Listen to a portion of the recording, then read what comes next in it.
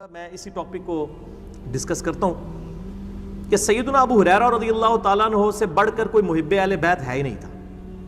میں اس کو technically proof کروں گا اہل سنت کی کتابوں سے. فی البدی جتنی مجھے باتیں یاد ہیں، ظاہر ہے میں نے کوئی لکھی ہوئی چیز تو نہیں ہوتی ہے، جو میرے دماغ میں آئے گی میں انشاءاللہ اس کو ڈسکس کروں گا.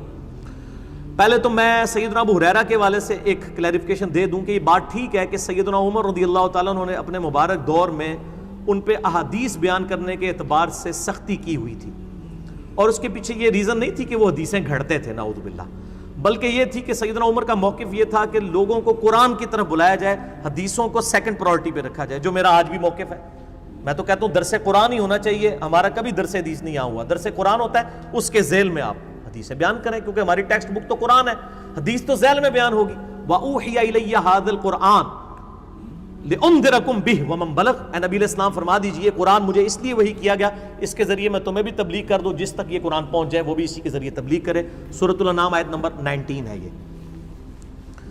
تو سیدنا ابو ہریرہ پہ اس حوالے سے سیدنا عمر گرفت کرتے تھے، اور اس کو نیگیٹو سائڈ کے اوپر نہیں لے کے جانا چاہیے. دوسرا، سیدنا ابو ہریرہ رضی اللہ تعالیٰ کے بارے میں صحیح مسلم میں حدیث موجود ہے کہ ابو ہریرہ کہتے ہیں کہ میرے بارے میں اور میری والدہ کے بارے میں نبی علیہ السلام نے دعا کی تھی کہ اے اللہ جتنے مومن ہیں وہ ابو ہریرہ اور اس کی ماں سے محبت رکھیں، اور مومنین کی محبت ابو ہریرہ اور ان کی ماں کے دل میں داخل کر دیں. ابو ہریرہ کی جو والدہ تھی نبی علیہ السلام کو گالیاں دیتی تھی، کافرہ تھی. حضرت ابو ہریرہ بار بار شکایت کرتے تھے. یہ صحیح مسلم میں حضرت ابو ہریرہ والے چیپٹر میں پوری حدیث موجود ہے. ایک دن کا یا رسول اللہ بس صبر کا پیمانہ لبریز ہو چکا، مجھ سے اب برداشت نہیں ہوتا، آپ دعا کر دیجیے. نبی علیہ السلام نے دعا کے لیے ہاتھ اٹھائے. حضرت ابو ہریرہ کہتے ہیں میں نے وہاں سے دڑکی لگا دی. میں نے کہا دیکھتا ہوں کہ دعا کتنی جلدی قبول ہوتی ہے. کہتے ہیں گھر پہنچا دروازہ بند، دروازہ کھٹکھٹایا تو اماں نے کہا باہر ہی رہ، میں غسل کر رہی ہوں. غسل کر کے باہر آئی، مجھے لے جاؤ نبی علیہ السلام کے پاس، کلمہ پڑھ لیا. اور وہاں نبی علیہ السلام نے دعا کیا اللہ ابو ہریرہ اور ان کی ماں کی محبت تمام مومنین کے دلوں میں ڈال، اور مومنین کی محبت ان دونوں کے دلوں میں ڈال. جیسا کہ صحیح مسلم میں حدیث ہے کتاب الایمان میں 240 نمبر کہ علی سے محبت نہیں رکھے گا مگر مومن، اور علی سے بغض نہیں رکھے گا مگر منافق. تو مولا علی کے بارے میں بھی حدیث موجود ہے، وہ ذرا زیادہ ایلیبریٹ ہے، اس میں بغض والا ذکر بھی ہے، اس میں صرف محبت کا ذکر ہے. تو اس لیے سیدنا ابو ہریرہ رضی اللہ تعالیٰ کے اوپر جتنے حملے منکرین حدیث کرتے ہیں یا رافضیوں کی طرف سے ہوتے ہیں، ان کو میں یعنی دعوت اصلاح دوں گا کہ وہ اپنے ایمان کی فکر اس حوالے سے کریں. باقی یہ بالکل جھوٹا الزام ہے کہ سیدنا ابو ہریرہ جو ہے وہ بغض اہل بیت رکھنے والے تھے. اہل بیت کی شان میں جتنی کرٹیکل حدیثیں ہیں وہ حضرت ابو ہریرہ سے ہیں رضی اللہ تعالیٰ عنہ. مثلا صحیح مسلم میں ایک حدیث ہے حضرت علی کے فضائل والے چیپٹر میں، وہ میں آپ کو حدیث کا نمبر اب بتا ہی دیتا ہوں، بائی چانس میں نے کھول ہی لیا ہے. ہاں یہ حدیث جو ہے وہ صحیح بخاری کے اندر موجود ہے 3701، اور مسلم شریف کا جو طریق ہے نا، دو طرق ہیں 6222 اور 6223، یعنی 6222 اور 6223. یہ حضرت ابو ہریرہ سے ہے. اتنی کریٹیکل حدیث مولا علی کی شان میں. حضرت ابو ہریرہ رضی اللہ تعالیٰ کہتے ہیں کہ نبی علیہ السلام نے غزوہ خیبر کے دن ارشاد فرمایا آج میں اس شخص کے ہاتھ میں جھنڈا دوں گا جو اللہ اور اس کے رسول سے محبت کرتا ہے اور اللہ اور اس کا رسول اس سے محبت کرتے ہیں.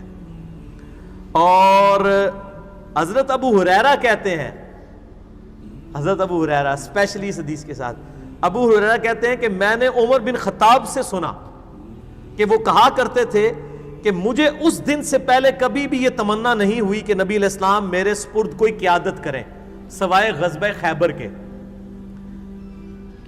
ساری رات میں اس امید میں گزاری کہ نبی علیہ السلام مجھے وہ جھنڈا دیں، لیکن نبی علیہ السلام نے علی کو بلوایا اور انہیں جھنڈا دیا اور پھر روانہ کر کے ان کے لیے دعا فرمائی.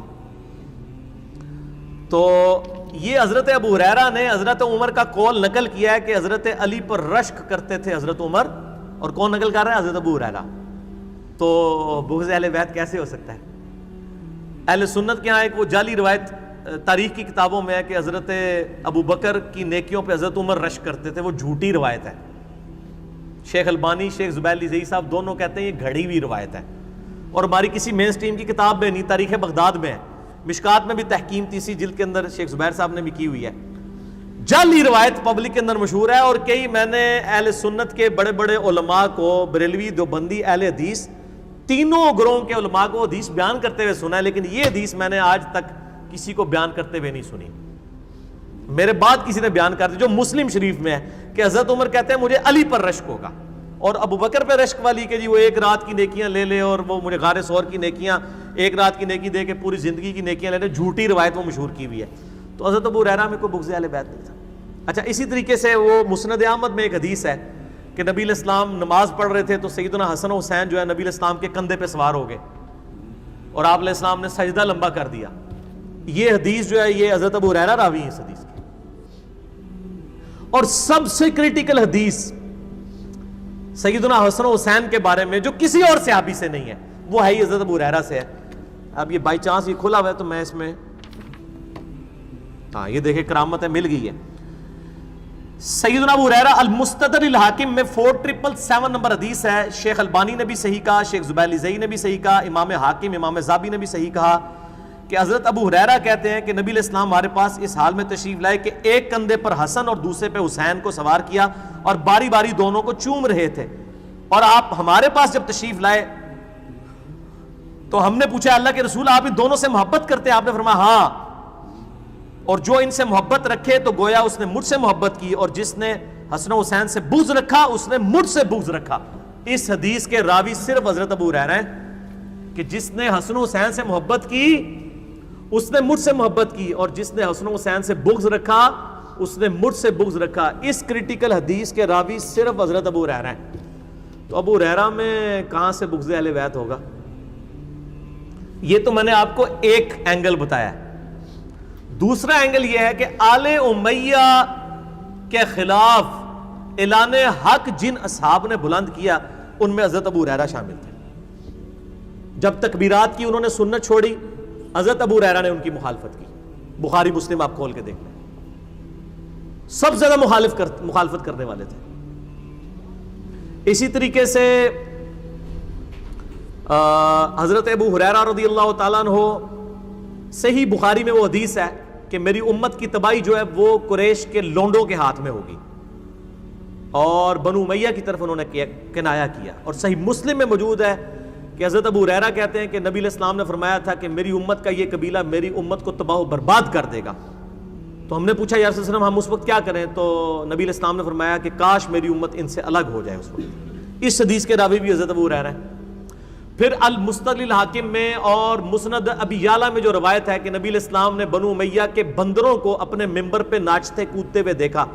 حضرت ابو ہریرہ کہتے ہیں نبی علیہ السلام نے یہ خواب دیکھی اور اس کے بعد آپ چند دن زندہ رہے، آپ کو ہم نے مسکراتے ہوئے نہیں دیکھا. آپ اتنے غمگین تھے کہ میرے ممبر پہ بنو امیہ کے بندر آ کے بیٹھ جائیں گے، یعنی ان کے حکمران، میری وفات کے بعد. اس حدیث کے راوی بھی حضرت ابو ہریرہ ہیں. یار جو بنو امیہ کے لوگوں کو بندروں والی روایت جو ہے وہ حضرت ابو ہریرہ سے روایت ہے. ٹھیک ہے جی، ہر موقع پہ وہ آل امیہ کی مخالفت کرتے تھے. بخاری میں حدیث موجود ہے، مروان ایک دفعہ چلا گیا تو مدینے کے اوپر نائب بنا کے چلا گیا حضرت معاویہ کے دور میں حضرت ابو ہریرہ کو. تو انہوں نے جب جمعے کی نماز پڑھائی تو انہوں نے وہی صورتیں پڑھی جو نبی علیہ السلام پڑھتے تھے. تو بعد میں آ کے پھر لوگوں نے مروان کو شکایت کی کہ جی علی بن ابی طالب جو کوفے کے اندر پڑھا کرتے تھے نا، ابو ہریرہ نے آج وہ تلاوت کی ہیں صورتیں. تو مروان نے بلا کے حضرت ابو ہریرہ سے کہا کہ تم نے وہ علی والی صورتیں، انہوں نے کہا علی والی نہیں ہے، وہ نبی والی ہیں. علی جو کچھ کوفے میں جمعے کی نماز کی صورتیں پڑھاتے تھے وہ نبی علیہ السلام نے تعلیم دی تھی. تو ایک پورا چیپٹر ہے. حضرت ابو ہریرہ کا یہ پہلو لوگوں سے پوشیدہ ہے. ظاہر ہے کہ جب سنی جو ہیں وہ اپنی زبانیں بند کر کے اور اپنے اپنے بلوں میں گھسے ہوئے ہیں، صحیح بات لوگوں کو بتانے کے لیے تیار نہیں ہے. شیعہ بھی اسی طریقے سے ہیں، تو لوگوں میں ظاہر ہے دراڑیں تو بڑھے گی.